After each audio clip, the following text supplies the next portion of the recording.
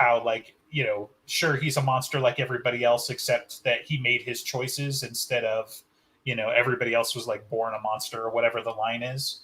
So we're thinking like, hey, that's not completely conclusive, but maybe he just, you know, maybe he'd taken up the coin by then, right? So, which feeds into my theory, which is like, yeah, okay, there's not direct evidence yet. I'd like to hear a word of Jim on it, but like, you know, the whole thing with Guard and preparing the bullet and being out for a week, and he's like, we need some way to mass produce this. If only I had a coin of a fallen angel to do it. Spoilers. So you're welcome. I figured that was an okay cold open. So yes. No, Welcome better. to the Dresden Files podcast. For all your Dresden Files podcasting needs, except no substitute. Yeah, none of the other ones. We're narcissistic, aren't you? We're starting off with a Marcone cold open to throw you off the trail because we're talking about Justine. Haha. My God, it's like an infiltrator and stuff. Ooh, yeah, that was totally intentional. Good job, EG. I know. I'm picking up what you're laying down. See, my directing is paying off. I ordered him to show up and talk. Let's not go that far. Yeah. So, we should warn you, we're going to swear and shit, and we're going to spoil the fuck out of everything because talking about Justine at this point necessitates that. So if you have not read all of the books and all of the stories, then what the fuck are you doing on this podcast? Right. If you don't know Justine's the bad guy now, don't watch the episode. Well, you ruined it. I know, right? I mean, as soon as I open my mouth and say the word spoilers, you should be disconnecting at that point because, you know. Maybe. So Justine went through many changes in this series so far and probably is going to go through many more. Changes. Thanks. Okay.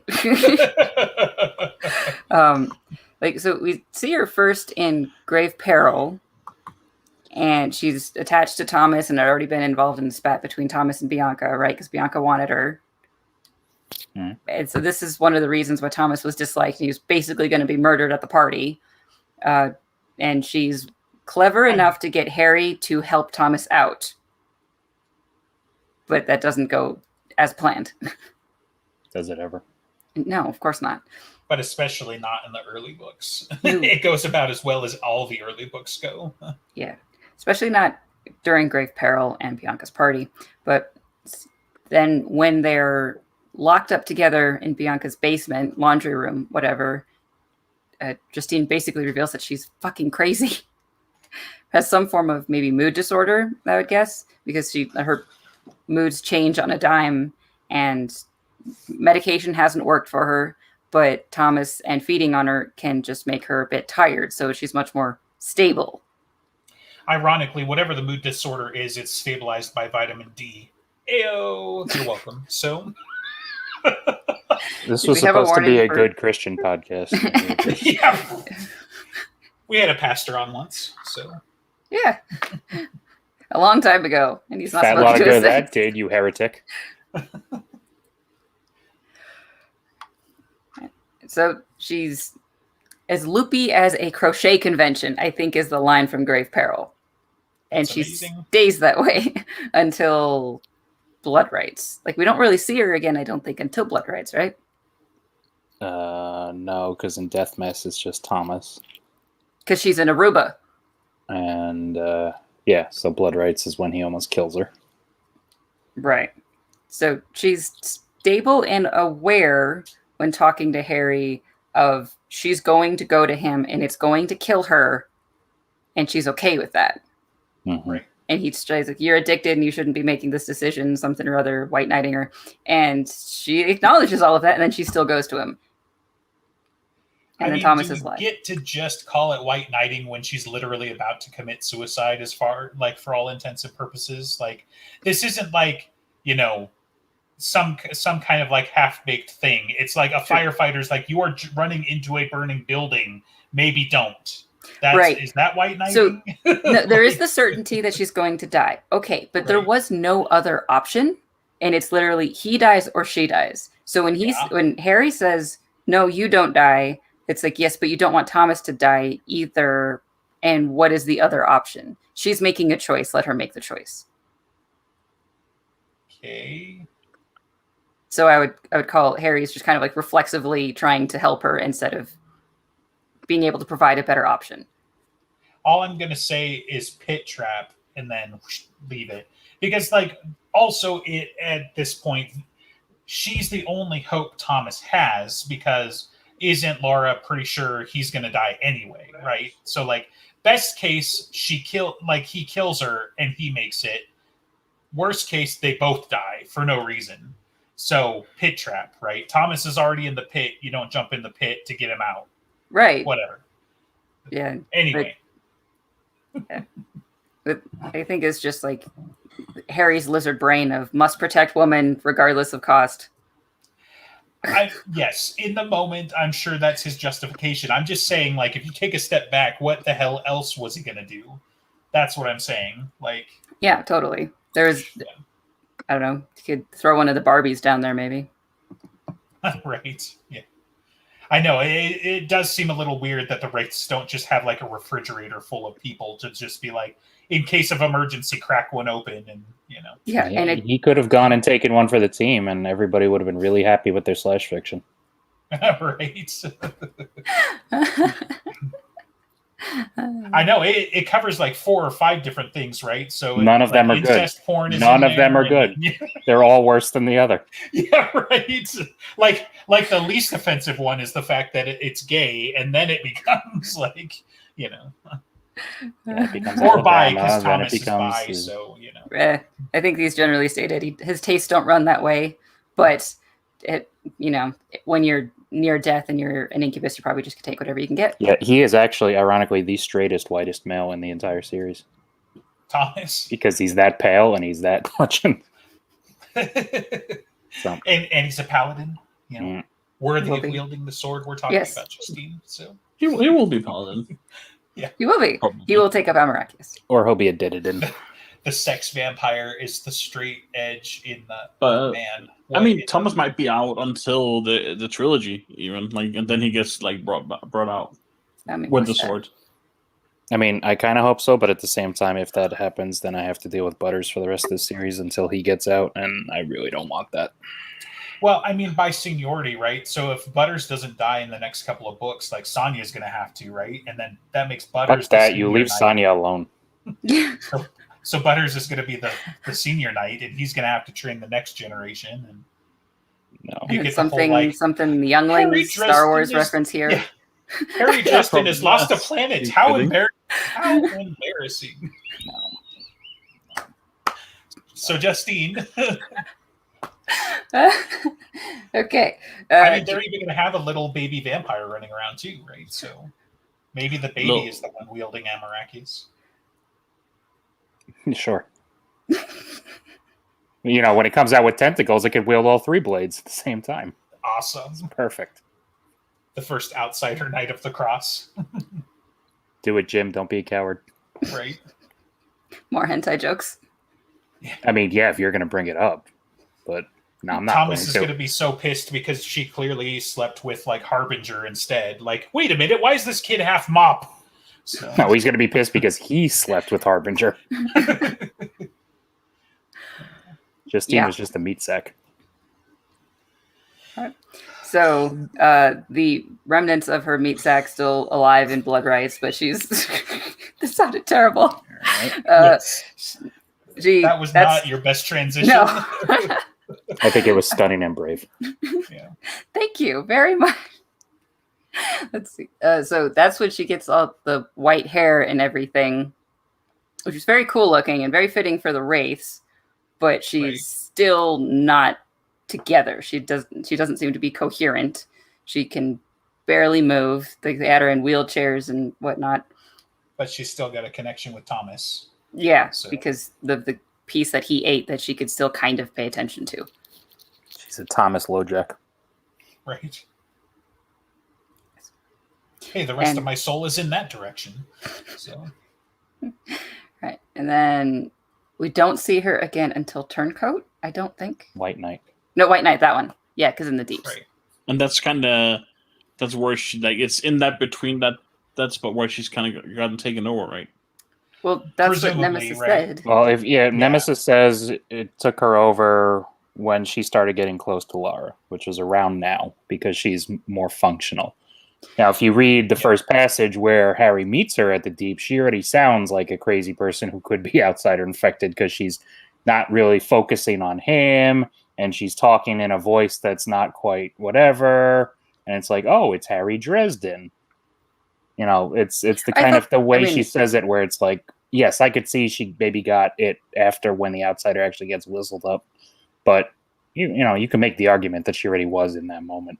Well, so she probably is, but that wouldn't be the evidence that I would put to it, because she was acting all loopy and crazy because people expected her to be loopy and crazy, and then as soon as they were alone, she drops it. Mm-hmm. Right. And then she's stable and intelligent, and she's talking ancient Etruscan. That too. So, like, that's the point. Like, that transition is even where Harry, like, asks, like, aren't you crazy and, like, touched in the head? Why are you acting normal? And now she I'm just touched by more off. Things. Right. Medicine. I've been touched by so she many just says medication, even though now we know that that's false. Right. Well, I'm sure outsiders are a hell of a drug. Mordite is the best medicine I know of. He takes care of your problems like that. Yeah. For the rest of your life. That headache and your head. The rest of your life. All of your pain goes away. Right. Right. I mean, some of what Nemesis said could be like, as soon as she was getting close to Lara, but that could have been even earlier than Blood Rites. Maybe that was even the reason that she survived. Well, I mean, I would attribute that enough to Thomas being able to pull back, but well, so obviously her not dying outright, but I would attribute most of her recovery to Nemesis at this point. You know, like Nemesis was like, shit, if only I had an inside, and then they were like, oh, look at this husk of a person. Here's a mostly empty shell. Enjoy. Yeah. Right, exactly. Like it could not have been more perfect for Nemesis, you know, that she's crazy on her best of days. Now she's like 10% of that, and she's already inside the Wraith house, so. And let's face it, I mean, he who walks behind gets whistled up in that book, so there's already outsiders running around. That's a good point. Yeah. Yeah, crazy to think, like, how many times two of them are on screen at the same time now, you know, and one of them is like in your face doing the thing and the other one's in the background or whatever.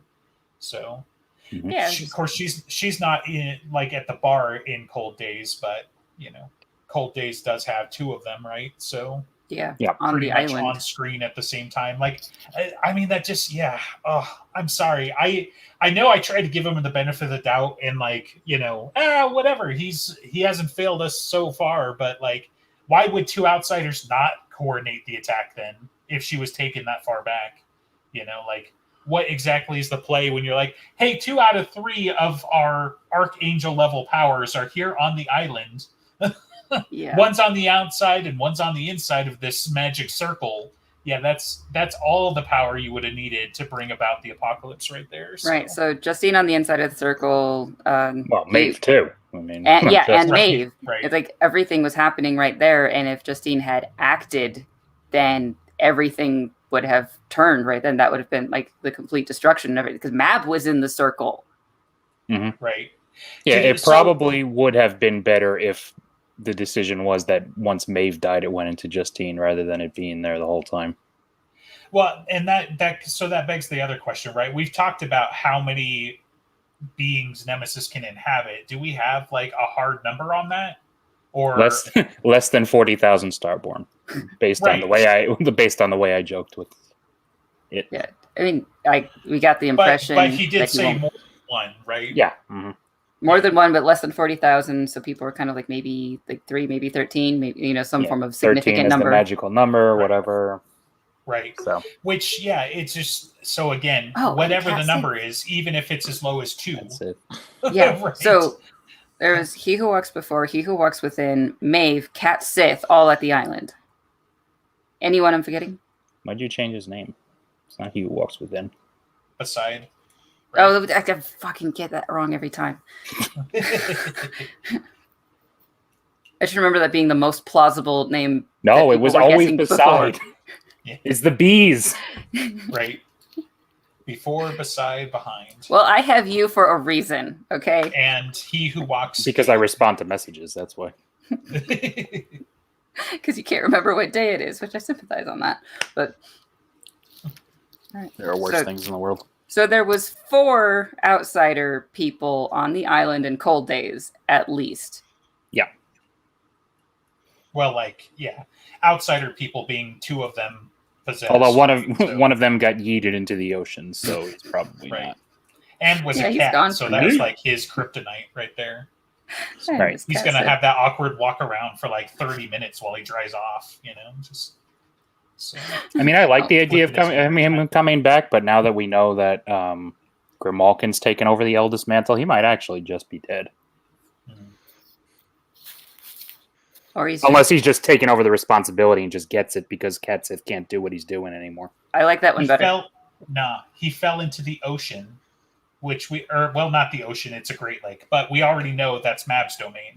So Mab's got him in. But he made the comment when we brought this up about how, you know, not everyone has Mab's attention like Harry does to come and. Yes, but Cat Sith when he was protecting Harry during the order when she gave him to kill Maeve, like that's got to have gotten her attention. Well, and he's got an eldest mantle. He's a valuable asset. Regardless, like she can afford to put him in the icicle for a couple of years, you know, maybe not show up every day like she did with Slate and Leah, but you know, like I'll come back to you, but I need that mantle for later, you know, and reappropriate. You have recovery, and she took him and said, "Nope, Grimalkin, you're up." She just like, okay, we're done. So she was nearby.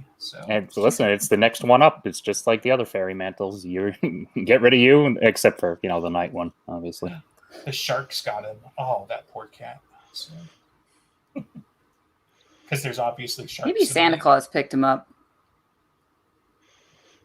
So now he's the Yule Cat? Yes. Okay. Wow. See, speaking we got no fucking idea what we're talking about, man. We can't give you spoilers. Like, who can script this shit? Speaking of Santa Claus, I recently got a real life friend into Dresden, and he's been like consuming them.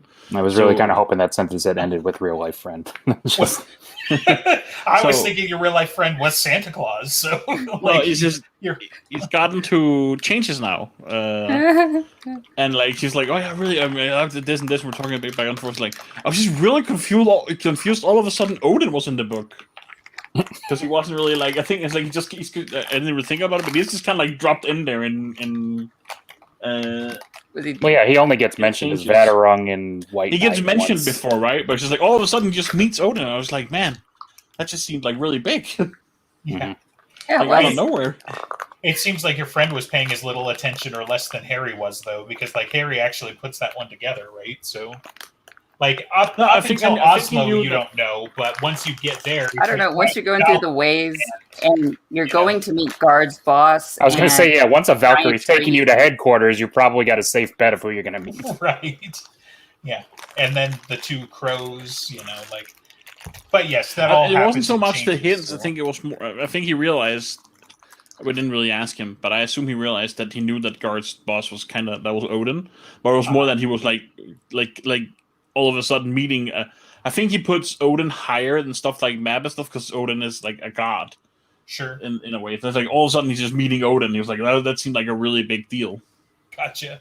Part of my reaction was I thought it was like the way you explained it made it sound like Odin shows up at the battle, and that was the first clue. And I'm like, boy, did you miss a couple hints if that's the case. It was like this whole chapter where they have a conversation. He hasn't gotten to the battle yet. He just gotten to Harry breaking his back or something, I think. Gotcha. Yeah. That book is so good. It's just like watching people's emotional reactions. Like, oh my god, this happened, and then that happened, and then they're like just like startled from the next thing to the next, and then they're heartbroken. It's great. Yeah, I mean, I don't think I've seen that many like kind of reactions to. But Mike's book review did do that one where like people say, please record when you read changes, and it was pretty funny to watch him. And it's like when he's like, and he's not new. He's a very stoic guy, kind of right. But when he just kind of puts the book down, he's like. I don't remember what he says. Like kind of like well shit, kind of like that, right? Something that's the sentiment. I do remember watching Now that what? video of his because like he was like, "Oh, that's interesting about Ebenezer." It's like that's not the thing. You're not there yet. Right. Yeah. I don't think So Justine, Yeah. So back to Justine. So That's she at White Knight, we see her as being capable, and after that point, we like assume that she is medicated and therefore stable and can be relied on for subterfuge, spy, supernatural shit.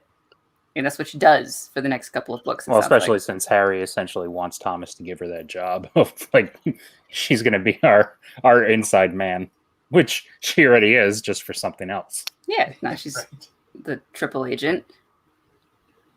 Oh, Yeah. I just lied about being a double. Right. The triple double agent. Those bastages. So, White Knight, she's running around in the deeps, helping Laura as she's supposed to, translating ancient Etruscan for Carlos because he doesn't understand it, even though Harry has a fallen angel and he doesn't need it. And then it's Turncoat when they're looking for whatever's going on with Morgan, and she provides a whole bunch of information and Craigslist posts.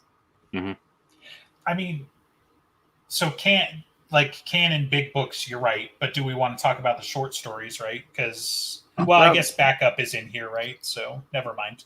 So I think backup, you get another tiny little piece of her running information for Thomas because he's technically on the outs with the Wraiths, even though he isn't. Sorry, that was the thing. Didn't mean to derail the whole. No, where did backup take place? Like in between which book?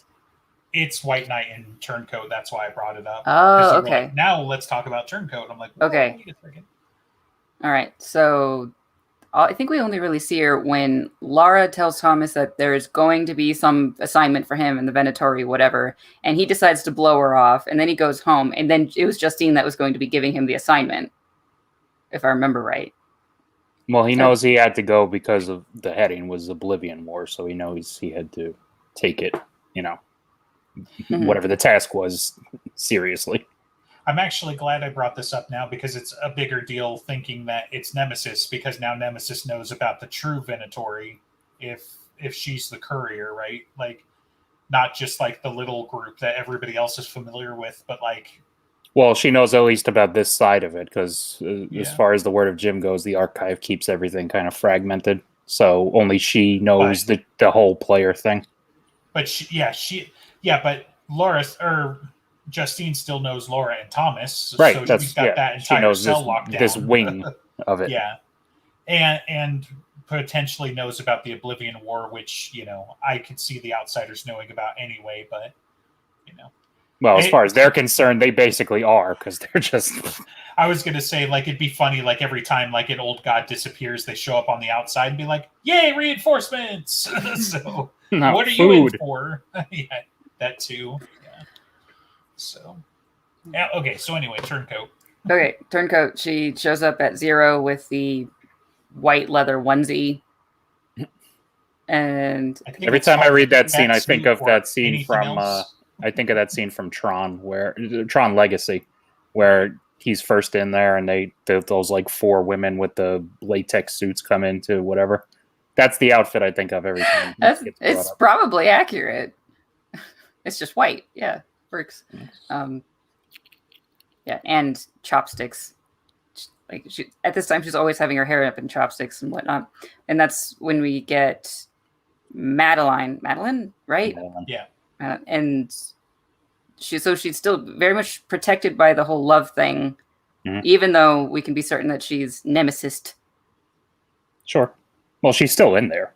I mean, yeah, some amount, I guess. Yeah, I mean, it does kind of beg the question. I don't imagine Nemesis like relinquishes control, or is this the kind of control where they just kind of are like, that was weird, and then they reassert themselves or something like that, right? Because like.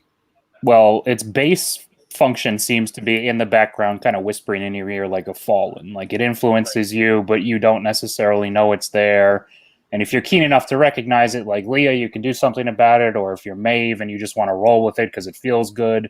Or it can brute force you like it did with Cat Sith. But I think in general. It just kind of sits there influencing you as much as it can without drawing attention to itself, because otherwise that's a no-no.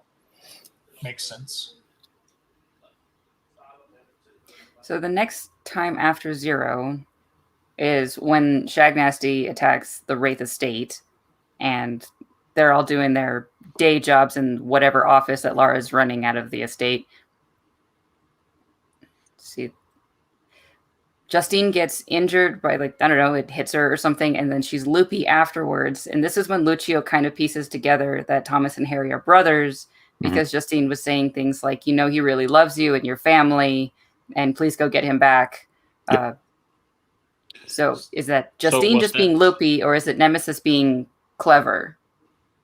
Yeah, so is that Nemesis being intentionally trying to let the council find out?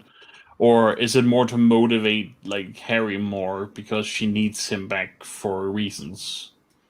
I don't know. I don't see an angle there, right? Like, that's the problem, because so, like, you could say it's Nemesis and you could try and draw a parallel to what happens afterwards, right? Where she is integral to his recovery by doing the, multiple feedings situation and all of that. But I don't see the angle at that point in time. I can't imagine Nemesis as being like, oh no, my bio donor is leaving. How am I going to have a baby with this vampire to use you as a manipulation in the next couple of years to go burn down an embassy? Like, I don't see a connection there, like, other than the most, like, tenuous, like, Nemesis is either way further reaching and looking than a lot of the other characters we've seen, which is possible, or, like, that could have just been Justine being Justine, and then it saw the math afterwards, right? Like, yeah, there could be some of the calculation of just, like, if Lucio figures out that they're brothers, and then the White Council will absolutely use that against him, and that will cause more strife and more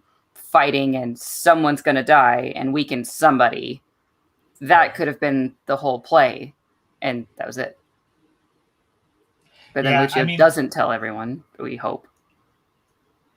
Yeah, I can't imagine she did. So, yeah.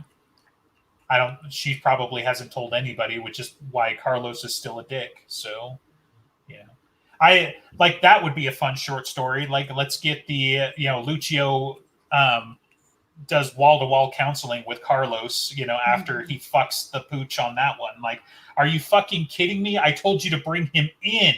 How do you shit the bed this bad? Like, how is this even remotely close to what I told you to do? Yeah, now he's out entirely. We can't control him whatsoever. Right. Yeah, but he's out. Yeah, but do you have any idea what that means for us? That means he's out. Like, did you really think he was? Did you ever watch The Godfather? Friends close, enemies closer. Right. Like, and sure as shit, we want Dresden on our side, no matter what happens. Like, yes, he's a loose cannon, but he was pointed that way. He's a loose cannon cop on the edge who's 2 weeks away from never retiring. Right. Yeah. Harry's not getting a retirement plan, as much as I'd like to think so. A permanent retirement plan. Yeah, I think Harry's going to transcend his struggles one way or another, but I don't think he's going to retire. He's never going to be out like Mac is. So that's because he already is Mac. Wah wah. It's because he's going to travel back in time to the 400s and become Arabian somehow, and then he's going to turn into Gatekeeper. Okay. Not okay. The opposite of every character is Rashid. Not only that, he's going to get taller because Rashid is one of the few people that's taller than him. Magic can do that, I'm sure. Yeah, sure. He's wearing lifts. In the 700s, he finds that Entish water, and then he becomes taller. Yeah, I mean, if he's Merlin, then I'm sure if he can do all sorts of dimension things and build demon reach, then he could just make himself a little bit taller. Why not? It's just neat. It's aesthetically pleasing. Oh man, it reminds stick me out of even more. A very old D&D conversation, because if he can do that, he can make a lava pit. So, but if he can do all this magic, he can make himself 6 inches taller. Like, exactly. Why not? So that's how magic works. That's not how the Force works. There you go. Got one more reference as always. Okay, so anything else she does No, not in This- Turncoat. So No. Right. So When is the side story? Even Hand Now. takes place between Turncoat and Changes. Okay, right. I thought it was about now, but I wasn't sure. Yeah. right. So, right. I was supposed to be reading some of these again across the week, and I did not. And so I was How'd that trying to work read out? them through a little bit earlier. And this seems to be when Marcone is learning of the Fomor, or just maybe getting a refresher info dump of the Fomor, because he knows King Corb, even though Guard didn't say the name. When it's like, who is this asshole that's attacking now that Justine just showed up? Justine was sent by Lara to the Fomor for some documents, she says.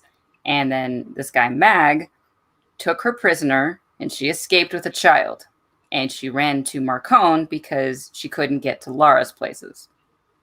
Mm-hmm. And she's asking for sanctuary, and Marcone doesn't really want to give it up until the asshole shows up and starts threatening to take her back. Naturally. Yeah. And he's got to protect the woman and child, too, because him and Dresden are the same. No, Harry's busy. they're not the same, but they do align on this, and it's not like Marcone doesn't have a very poignant story beat on that, whereas like Dresden is just old school chivalrous. So, but They'll make justifications and whatever words they want to put to their philosophy, but they have the same lizard brain reaction.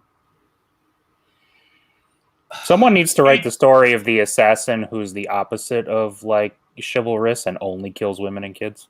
Okay. yeah, they did. That was called White Knight. So she Wait, masqueraded like the Skavis masqueraded as a woman to get closer to the women to murder them, Yeah. right? Sure. Like That and Malvora and whatnot. yeah. So Marcone's thing isn't like it's different because of the little girl, right? Like, and if you fucking can listen to Marsters read that scene and not come out a shining white knight, then if that's what we're gonna label every time a guy looks out for a female, then like give me a break. Luckily No. for me, I don't listen to books. I read. It's not books. every time. Yeah, It's- right. It's just kind of like it's the same reaction that then they'll put justifications to, because Marcone wasn't thinking. It was just like, there's this problem that is young and pretty, and how dare she be young and pretty, because that's going to get her into more trouble. And then there's an asshole, and he just like stops the asshole instead of dealing with it elsewhere. Weren't you just saying he was going to turn her away, right? He was That doesn't threatening strike me as to. lizard brain. And No. then dude shows up and starts pissing in his territory, and he's like, well, I am a tiger. Fuck you for coming into my territory and trying to do something about it. Marcone says that he is disinclined to acquiesce to Justine's request, but he doesn't Which means say no. that he's rejecting Right. her. Right.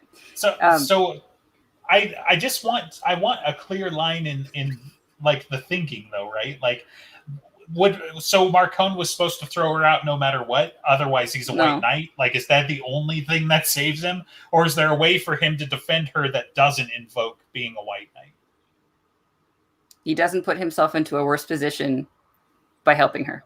He immediately gets into a worse position by helping her, because then he has a Fomor on his ass in his stronghold, and he has to use all those magic bullets. Which, yes, it's fun for us, but it's like... I mean, it would be slightly more in character for him to have an advantage right then and there, or at least not be losing something rather than just doing it because it's essentially the right thing. Right. But all of the things just kind of makes it That's seem what like... I'm saying. I feel like he gets backed into a corner more than anything. Well, yeah, no, I think it's more mitigated by the fact that the guy's basically in his territory. However, he could have just like essentially planned to get this guy later, like he did Nicodemus, and just kind of let it go for now. And when it's more advantageous to him, or if he has a coin at this point, instead of saving that tidbit to surprise the readers, shoot a lightning bolt in his face. I can't imagine he would have. This was not the place to make that reveal. But I do like the fact that it basically set us up with the magic bullets, and seeing that payoff in Battlegrounds. So Even Hand is interesting for many reasons. Part of it being that Justine gets to see what's going on with Marcone, and so we got a hint of that, and a skin game, and they mentioned it. Like, Harry knew all of the preparations that Marcone was doing because Justine had seen it and then shared it. But so is Nemesis getting all of this. And why are they being so entangled in this anyway? Like, why is Lara talking to the Fomor? Was Lara even talking to the Fomor? Or was Justine lying about that? And then deliberately, we have to assume deliberately because it makes more fun that way, that she went to Marcone to get him involved, which he was still involved in Bombshells, I think, right? Unless I should have read that one and I haven't. Not in a long time. So someone else look at it. Well, I mean, Bombshells is more the smart elves, and I mean, it is implied in that book, from what I remember, that Marcone definitely thinks she went to him on purpose. Like, right. Whether I don't remember if she admits it or not. I mean, at this point, the Fomor aren't. I mean, they could be making a play. They could be seeing the writing on the wall coming, but they exist and people know about them. But they're just not making their move because the Red Court haven't been annihilated yet. So there's reason to treat with them or do things with them, I imagine. There's still definitely some behind the scenes questions though, right? Because Ethanu's been hiding this whole time, right? But maybe she sees the writing on the wall, or maybe they were preparing regardless of, the Red Court going, that just kind of, stepped up their timetables, or maybe worse, like they thought they had an ally, since Red Court is clearly like, team outsider, for a little while. And then they're like, well, shit, we better get in motion or something. But I can't imagine like the Fomor didn't just like materialize an army in the last 3 years.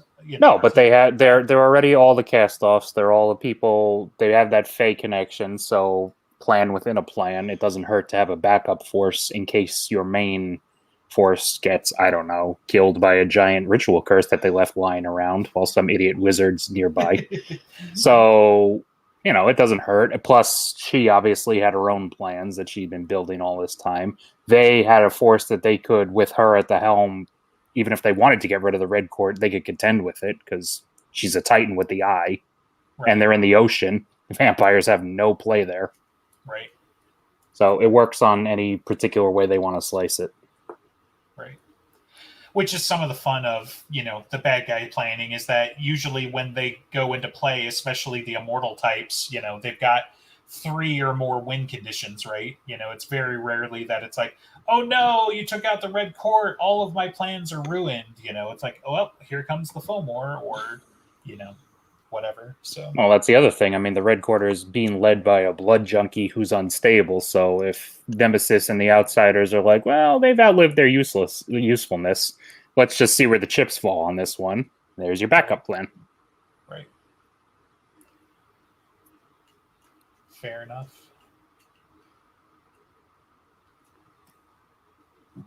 So, continuing with Justine after Even Hand, don't think we see much of her. We don't see her in Changes. We don't see her in the Aftermath or Ghost Story, except for at the end when she's being a nutritionist for Thomas. Right. Yep. Sorry. Yeah. That's when she's probably starts the let's make a progeny plan. Right.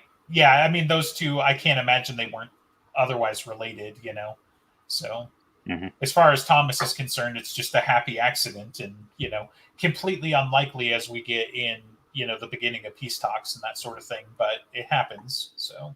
Well, yeah, I mean, as far as he's concerned, he's like 90% sterile anyway. Or more than, but yeah, like, funny thing about statistics, if you pull the trigger enough times, eventually it's going to come up. So, but yeah. No, Cody, you cannot have a special nutritionist. I mean, you can, but no one's going to set that one up for you. If Andreas can have a real life friend, you can have a special nutritionist. All right. Anything's possible. Is that what we're saying? So, if you believe hard enough, yeah, you too can right. Run a podcast on the internet that 50 people watch. Have you been a good boy this year or a very naughty boy, Cody? Works either way. Right. All right, back to the hentai. Okay. Bombshells. Wiki says it just takes place in the time of Ghost Story, but obviously it wasn't concurrently. I'm pretty sure it was after. Right. Or Right, because that's when It's Molly. not like Molly had to get cleaned up on her way to the meeting or anything. Right. So, Well, but she does get cleaned up in Bombshells. So, and Andy This goes is on about her probably shoes. during his rehab time, more or less. sure. Yeah. That makes sense because then Leah was able to let it slip that he's alive because now he is actually alive, sort of. Right. Well, I mean, but Mab grabs him immediately. So, sorry, when you said rehab time, we were just talking about Thomas. So that's where my mind was. But yeah. So, anyway, but yeah, Right. Leah lets us. Yeah. So Thomas had stumbled into the Svartalfs. How again? He's just there and he's been captured. Thomas? Yeah, Thomas was taken by the Svartalfs. He was partaking in extracurriculars. He's been there for 2 weeks, hasn't he? So Well, something. So, God damn it, he was there at the Svartalfs, and then he was having issues getting out, and Justine didn't know what was going on, and she was really worried. But he was also making nice with making new friends, making the Svartalf ladies very happy. Yeah, I'm getting glimpses of the Futurama episode with the Amazons where it's like, we've captured you and now you will be punished with Boom Boom for 2 weeks, Oh, no. It's Snoo Snoo. Snoo Snoo. Yeah, thank you, sorry. So, Boom Boom, you Boom, heathen. boom. I don't even watch Futurama and I know that. That is. Why don't you watch Futurama? Do we have to treat you like we did Cody? Right? I mean, I have Not the watched. non-believer. I've actually watched more Futurama than I've watched Simpsons, but I don't watch either of them. Yeah, Like, but I was like, I don't what go does out of that my mean? way.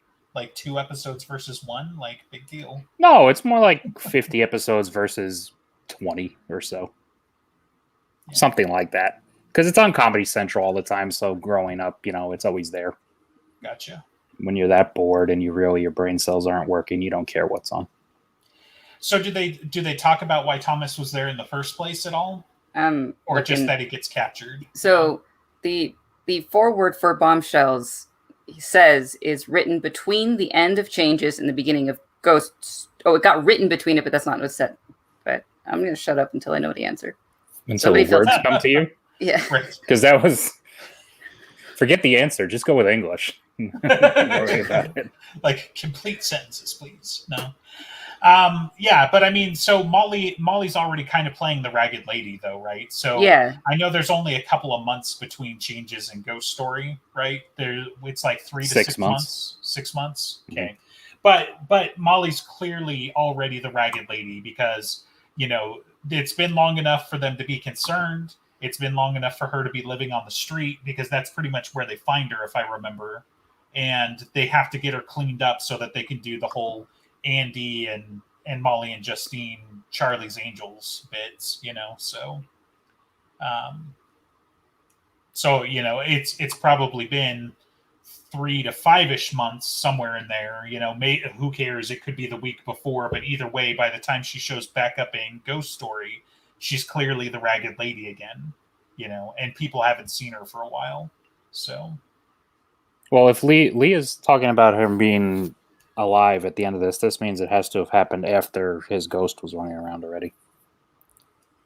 Why is that? Because Leah's talked to him? No, because when they have that conversation in the car in Cold Days, and she's like, Auntie Leah let it slip that you were back or whatever. Right. So that means he's now alive again and in the state where he's physical. As opposed to... Because she saw him essentially fade away into nothingness at the end of Ghost Story. So she has no reason to think he's alive again unless that information is coming from Leah, which it does at the end of this. It's like, oh, by the way, Harry's back. Okay, so Justine goes to Molly at Butters' house for help because Thomas has disappeared. Laura sent Thomas on an errand, and then he hasn't come back. So Justine is initiating this whole thing with Molly, finding her at not wherever Molly lives, because Molly doesn't live anywhere at the time. And how does Justine know how to find Molly? Magic. Mm-hmm. Special outsider powers. Mm-hmm. When you got 13 spies running around, it's really easy to find people, even in Chicago. Okay. I don't know. The plot demands it. That's the real answer, director. You know that. Ugh. That is often the answer, right? In many things. That is always the answer. Yeah, right. Why did this happen? Because the plot had to continue. That's why. It's but you still kind of want to feel like at times, but right. Still want to feel like it makes logical sense, right? You'd like that, but you know better. The answer is always that, regardless of whether or not you can mental gymnastic your way into making the plot make sense.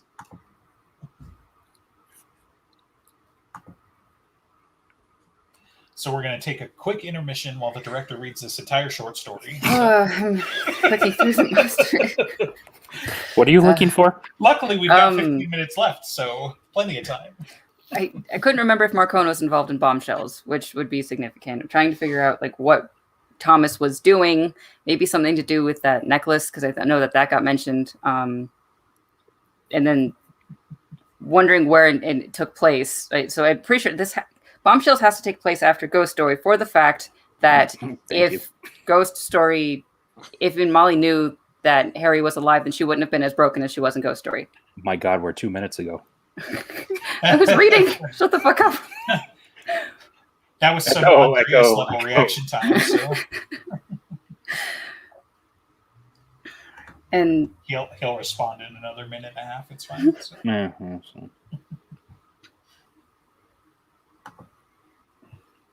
No, it's Thomas is there because he was trespassing, and but why? Well, because apparently they want to set up the fact that he's going to kill Svartalfs later. But Laura sent him there, according to Justine. So what the hell is Laura doing? Maybe one person's emissary is another person's cat burglar. Right. Because they're signing some sort of the treaty with the Fomors, and that obviously doesn't work out. Right. Yes. Right. On account of them trying to murder everybody. So.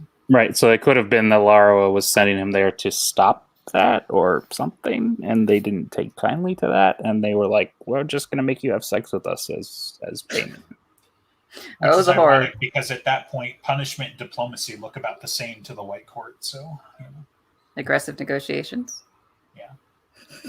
Now I'm getting flashbacks of Monty Python. Be like, well, they caught him breaking into the place. Now the spankings. So. The Castle Anthrax. Yeah.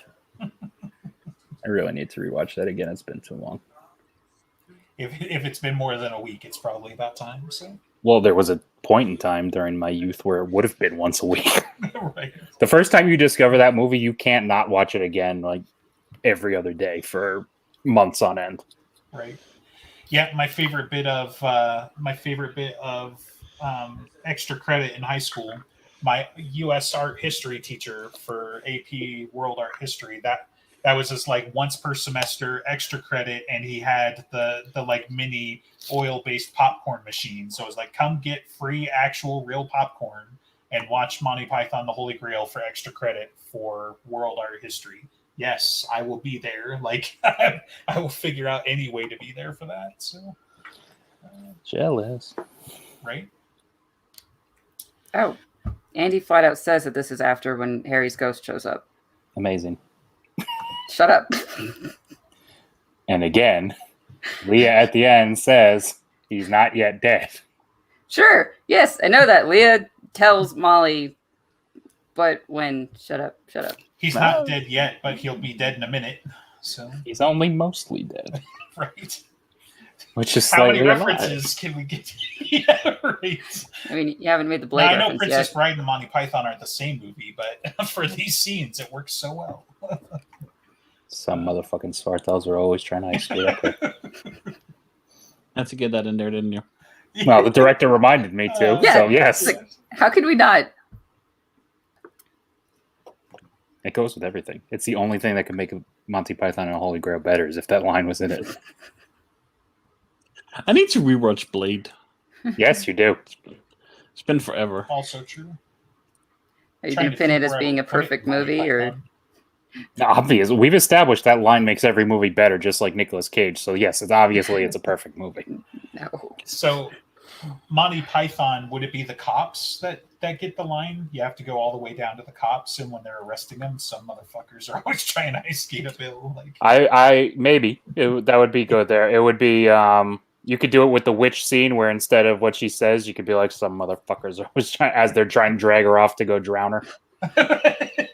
Or when the effeminate son is climbing out the window and the dad cuts the bed sheet, it's like some motherfuckers are always trying to escape and just let him fall to his not death. Right. I want the French knight to say it somehow, though. I want that to make sense. So with his French accent. Yeah, right. Some English pig dogs are always trying to escape uphill. Nice. So, director, did you finish it? We only got 10 minutes. Yeah, are we done with this short story? That is not part of the topic of this. Right. So then she shows up in Cold Days and fucks everything up because she shows up in the same place as another outsider and a fallen angel. Except that Jim forgot that he was going to infect her at this point. So she's there and not doing what she could have been doing. Yeah, because we talked about that. That was all pre-show, right? Where it's like, so we literally have... he who walks before and he who walks beside at the same place at the same time. Mm-hmm. 3 of them are on the island. Yeah. And we've got an angel, or at least a retired angel or something, who should be able to tell. Yeah, because specifically Justine and Mac were like always hanging near each other, and he was trying to help her up the hills, and then when he gets injured, Mac was white knighting. This is what helping her up hills on Demon Reach. That's what you're going to call white knighting. I gotta fucking listen to you tell me that because Marcone defended his territory that he was white knighting. The guy who is a fallen angel or whatever we want to call him is actually literally like holding on to her like she's made of lace. That's not white knighting. Like, give me a break. No, that's white godding because he's an angel. Right. Yeah, and speaking of white knights, I mean, you know, all the angels are like, protect the women and children. So, like, I don't know.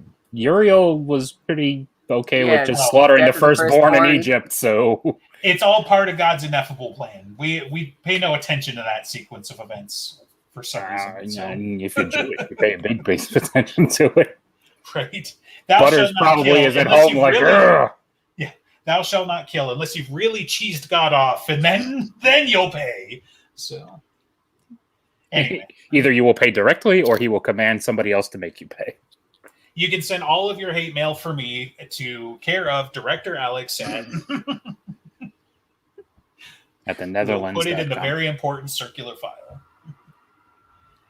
But yes. So anyway, angels have that whole like apocalypse thing. So yeah, and it will be interesting to like try to piece out why wouldn't Justine act right then when she's inside the circle with Mab and Maeve and everyone else who's important. Right. Maybe because Demon Reach, because Alfred was not that much of a threat. That'd be interesting. No, well, that might be the retcon now, but that wasn't the plan. Right. Yeah, so because Nemesis is literally in at least 3 people, right? We were talking about Cat Sith, Justine, and Maeve influencing at least 3 people. If not also some of her, Maeve's like attendants or whatever. And then, you've got obviously like it's not even just, he who walks before. Like they brought a bunch of like outsider cannon fodder, right? So there's literally an army of outsiders outside. There's, at least one defunct god and a couple of other minors, that are in a similar power. I mean, for fuck's sake, the Earl King throws down with Ethniel. So he's a slouch in that crew, but he's not a slouch overall, right? So it's just like, this very easily could have been, if not the end, would have been a very good kicking off point. And it's such a big deal that there are reverberations in time because Demon Reach explodes in an alternate timeline. But this is the part that Nemesis sits out. Like, or at least kind of does. Like, holds back because Maeve is obviously all in. But Justine doesn't like try to bump somebody's elbow, or maybe Nemesis can't act directly. Maybe it doesn't have that kind of power like Harbinger does. you know. Well, They I could mean, also- except for the fact that it takes over Cat Sith and works directly in this book. Right. So, but Well, maybe yeah, there's a difference but between the Cat Sith Nemesis gets- infection versus the outsider. Justine having He Who Walks Beside might have different restrictions than whatever happens to Cat Sith and Maeve. Right. But it's the same Yeah, thing. It's Nemesis. I mean, that's what it is. Different motivations can also be like my thoughts goes to the Stormlight Archive. There are there are people a part of the evil faction, but they definitely have their own agenda and are not really that interested in the overall plan. Yeah, but this guy doesn't have an agenda with himself, if that argument holds, because it's Maeve doing the plan, and then it's Justine just chilling. Right. But like even just in the way that like He Who Walks Before, He Who Walks Behind are restricted as to where they can be to you, as you see in Ghost Story with He Who Walks Behind, then there might be other restrictions on He Who Walks Beside that could mean that she has to prod someone else to do the action. Right. I was thinking, like, the main thing that makes sense is that Nemesis can't act independently. Like, that's part of the restriction on being able to take people, because they took Maeve, obviously the powerhouse out of the three of them. Cat Sith isn't a slouch, but, compared to the Winter Lady, obviously is second. And then Justine is like, I could throw a rock at Harry really hard, so maybe that's the difference, is that Nemesis can't manifest in a similar way as He Who Walks Before can, and just throw down. Because I think that's my assumption, is that, why didn't Nemesis just like pop out of the bodies and be like, cool, let's do this? And obviously he would have with Maeve there. Right? I could see that being the reason, because there's no reason to brute force Cat Sith if he could just pop out if he wanted to. Right. It works through, which is fine, but then that seems to clash against the idea that the limit on Nemesis is how many people it could take. If you also then throw in, and the effects of which it has those people vary from person to person, because then it's just like an overkill. Well, yeah, I imagine it's limited by whatever their metaphysical powers are, right? We didn't see Justine do anything that Justine couldn't do just because she's got Nemesis in her. She didn't sprout tentacles. She didn't suddenly become a practitioner or a dozen other things that would have belied that she's getting pumped up power from somewhere. She's just a sneakier, eviler version of Justine with a baby in her. Like that's all we get. I mean, the best thing that could do is probably, now that he's remembered this is the thing, is that she was with Mac, is going to have made another long play influence there rather than something overt in that moment. Because I'm fine with the idea of, you're not showing all your cards and whatever, because obviously it knows that its plan could fail, even if it doesn't think it will. It could be that Mac's presence could be the retcon of why she didn't act, because he's out, but he was very powerful, and he was right next to her. Maybe that would be enough to make him not out anymore, and they didn't want to bring an angel back into it. Well, and he's dealing with a gut shot, though. So yeah, and the ultimate sin there is that Mac, I feel like Mac should have known anyways, unless it's one of those intellectus, like he could have known, but he had to think about it first, or whatever. Well, I mean, I think we did ask Jim, right? I was like, so all of those people who were very powerful right next to Justine, and they didn't notice. Demon Reach didn't notice. And he's like, no, it's that hard to find. Demon Reach is the other exception, because it's like, that's kind of his thing, right? It's like, he's presumably there to help enforce and fight outsiders, Well, I mean, Harry even makes that, because it seems like I sort of understand the idea that you have to pay attention to what this thing is. Not even Rashid at the apex of his station as the gatekeeper can always be sure type deal. But once you get to a certain high level, I mean, I know they're from the outside, but you should have a pretty good idea. And two, you have the island that's specifically built for this, and even Harry makes the hint that you don't want to show up without me there on the island. And it's not just because she would be there without him. It's what she is in now, because people have showed up to the island to visit him and they felt uncomfortable, but they weren't immediately locked in prison. Right. So it seems like Demon Reach is more or less able in the know in that moment, as far as Harry's concerned. Right. Well, and even as far as Nemesis is concerned, because Nemesis freaks because out. it bails. Yeah, right. Nemesis is like, I don't know, maybe he's bluffing, but I ain't gonna fucking try it. So, I don't know. Yeah. I mean, I'm saying it's definitely not perfect, but we have been focusing on the, why didn't Justine act? Where it's like Justine was probably like some of the least of his options at that point in time, and what exactly is she going to do that Maeve or Cat Sith couldn't do?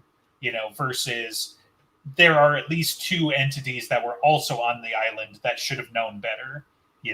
And you could say Alfred was distracted, or something like that, even though he's managing to mount a defense and fight off, these two she queens, or, like Mac is distracted because he's got a gut shot. I don't know. Because, I mean, it does kind of seem to incapacitate him until Mab shows up and pulls the bullet out. Because the scene is like literally Mab reaches in, grabs the bullet, pulls it out, dumps it on his chest, and then he's better. So he kind of gets the Wolverine thing where it's like, yes, I can regenerate, but not while it's still in my brain, or whatever. Like he always seems to be an act that he's putting on of like, he probably could have healed better, but then I think he was conscious and then she stuck a hand in his guts, pulled out the bullet. Then he was unconscious and healed within an hour. Like by knocking him out, he was healing faster. And previously. Basically. Pretty fast, yeah. But like, it definitely wasn't an hour. I don't remember. Do you want me to try to read that book to find out? No, I'm telling you. Just like the other story, I'm telling you the answer. You don't have to read it. Right. Stuck his fingers into the wound and pulled out the bullet, dropping it on his chest. The wound started closing as soon as she was done. Murphy notices that quick healing is different to when he was beaten up at the bar, and Dresden ponders that maybe it is because he was conscious then. Mm-hmm. So it's literally like... Yeah. I mean, that's the wiki, and we all know that the wiki has gaps at times. So, but still... It's covered. Yeah, but I'm agreeing with it this time, so it's right. Well, no, I'm just saying, like, if the wiki's got it, then it's a pretty good bet. So. That was a very EG thing to say. And then Murphy asks McAnally what he is. He says, I'm out. So, what are you anyway? I'm out. Such a great line. Anyway. Well, it was pretty good for it. Peace talks in Battleground, which apparently we don't need to talk about. Because no, we can. It's fine. We need to I figured this was more of a retrospective based on that rather than going over. Yeah. Kind of like, what does it lead us to now? Of this is why Justine is acting so funny, and like we actually get to see her acting funny in Peace Talks, and obviously Battleground being the reveal, but the various changes that she went through of like she's loopy as a crochet convention, and then she's stable, we're going to assume, because it's easier that way. It's like it's a lot like what he said when Lucio had been mind messed with to be in love with Harry, of like, you don't question why your friend suddenly gets happy. Right. Like you're not going to look too hard at when your friend is suddenly stable and capable of acting and not as crazy as she was. And so we're just going to go with it that she's now better.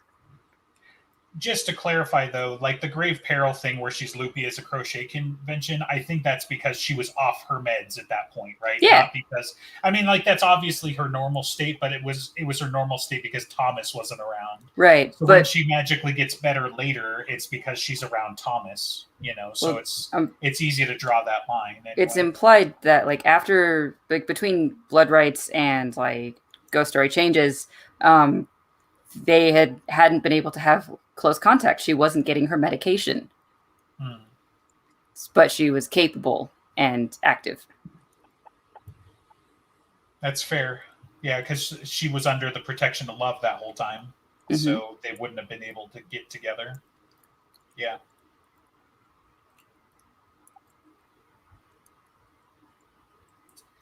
Well, now she's Carmen Sandiego running around fucking up the place with the baby.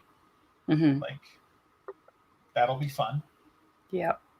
So we'll have a nice, at least 3-month-old by the time, 12 months is over. So, yeah. And do you think we'll see her for the next couple of books? Probably not. I don't imagine. I kind of hope not. Yeah.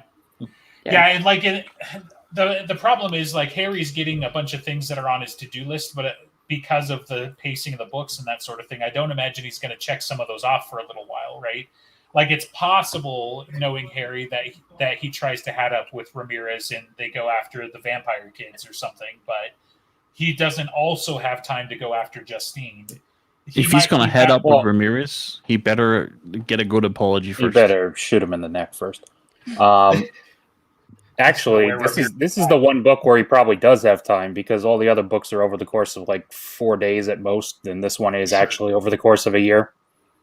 Yeah, but I mean, there's a lot of legwork, right? Like, I get he's a detective, but he's not like Batman. You know, no, but he has Lara's spy network now. That's what I was going to say. Is he's probably going to leave Justine to Lara's people, you know, as much as anything. Like, he might help them out or whatever, but they're probably going to do most of the legwork. Possibly on both accounts, right? Because he's also supposed to be healing and going on dates and trying not to get eaten. We'll get a perfunctory, you know, I tried a tracking spell with some materials Lara could provide, and I whistled up some spirits that still I had good relations with, and nothing came of it because the plot doesn't need it yet. Right. We've got 8 billion little people looking for her, but they can't find her anywhere. No matter how many pizzas. Just tell them she has pizza, and we'll find her. Right. That bitch Justine, she's just hiding out there somewhere with a baby. No more pizza till you find her. Boom. Gone. Yeah, that'll happen. Yeah, when it becomes plot relevant, as you said. So, all right, we did it. Yay! Hooray! Go team. All right. Andreas, plug stuff. Did we pick that yet? You said Galaxy Quest. Plug. Give us money. Patreon. Give it. Dresden's Finest Podcast. BrokenJohns.xyz. We have a Patreon. And then you can we join us bump on up the Discord. price yet? We can't afford these cheap people. We also have other shows. None of them are active right now, I think. Hey. But we have them. There's backlog. One of them's active, and at least 2 Yeah. people watch it, and 2 of them are here. Right. What do you? So Cody and guest. We're talking about Galaxy Quest. The other Dresden, not Dresden show, aka one where we have one we weren't recording. So every other week is Dresden. Every other week is one we weren't recording, where we talk about whatever we want. We have been talking about movies lately, but we also cover other things. Good like coverage. Star Wars sometimes. So And Blade. right, we talk about things that aren't movies and aren't Dresden, like Star Wars. You know, pop culture, like whatever we want. All right. Anything else we need to plug? The drive-through RPG. If you play RPGs, we have a link. If you use that, we get some money. EG would like you to plug Ramirez. Bye. I would like to plug Ramirez.